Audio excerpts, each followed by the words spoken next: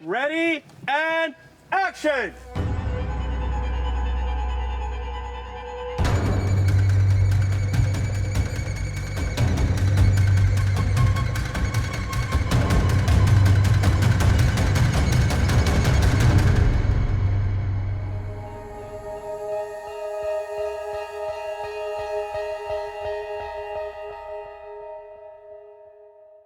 I would describe Boy Next Door as probably an erotic thriller, kind of a throwback to the great erotic thrillers of the 80s and 90s. We've got to understand and fulfill the fantasy of what it's like to have a young male be totally devoted to a middle-aged woman. It is easy for someone to come in and make you feel desirable again, that you're attractive, that you're wanted after feeling so unwanted. God, you're beautiful. He's as charming as he is evil. As the story unfolds, we find out he's just more and more and more twisted.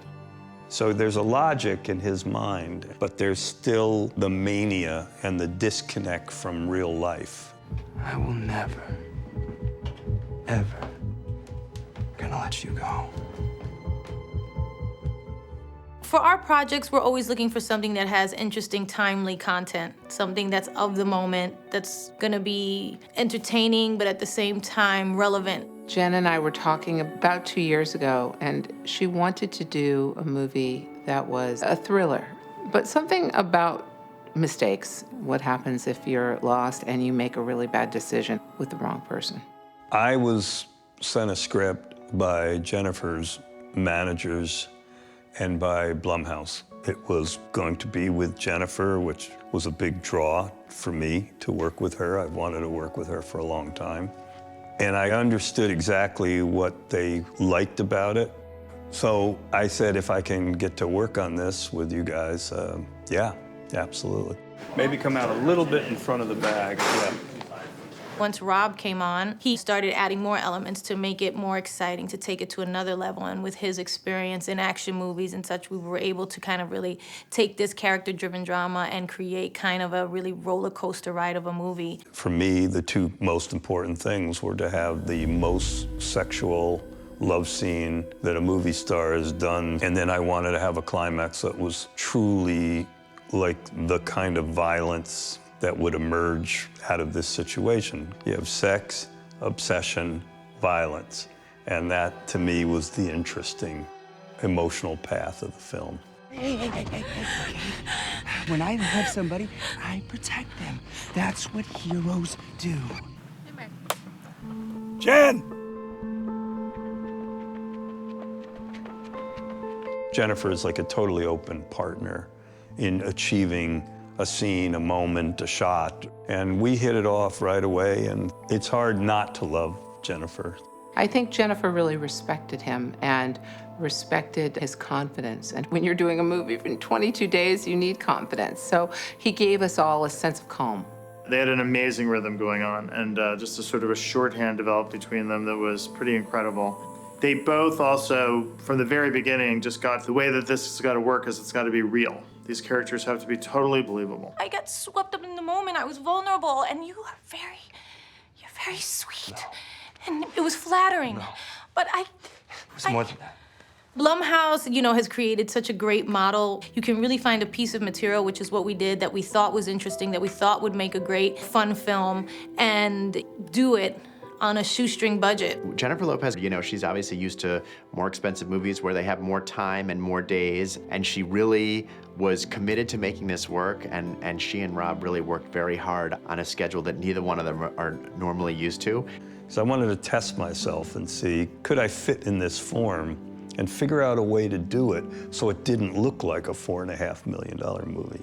I find shorter schedules make the movies better because it keeps people really focused, and it does. It keeps there's a certain momentum that happens. I think it makes the movies feel more alive and more present and more kind of full of life. Pan a little left on that, Marcis.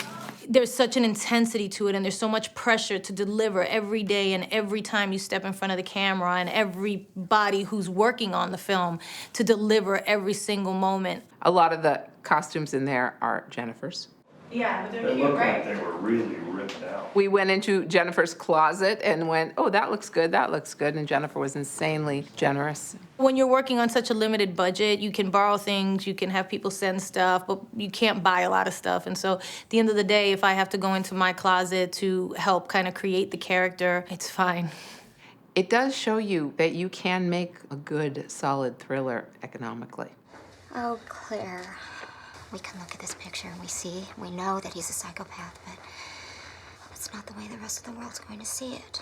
I always say casting is destiny. I wanted Kristen Chenoweth. She was my idea. I felt like I didn't want Claire to have a friend who was very much like her.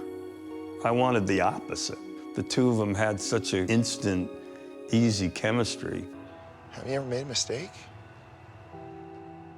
Don't throw our marriage away because I made a mistake.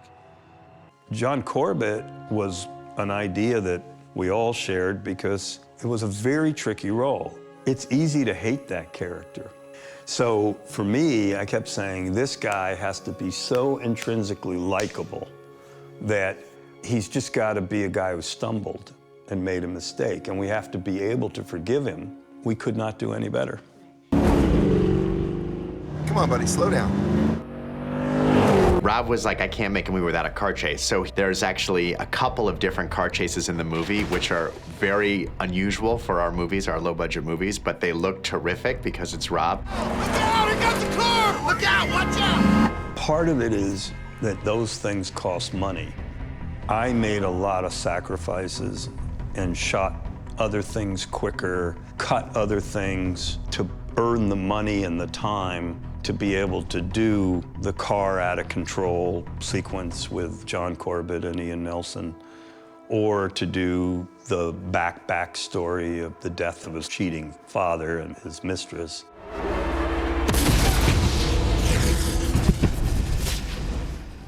Cut, very nice.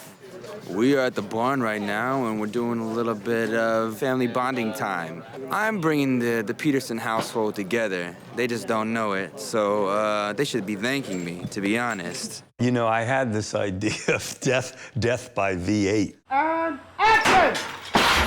I was looking for a cool way for her to kill him. And I just had that image of, oh, that's 800 pounds of steel. That would do a pretty good job on you if it fell from any distance, really.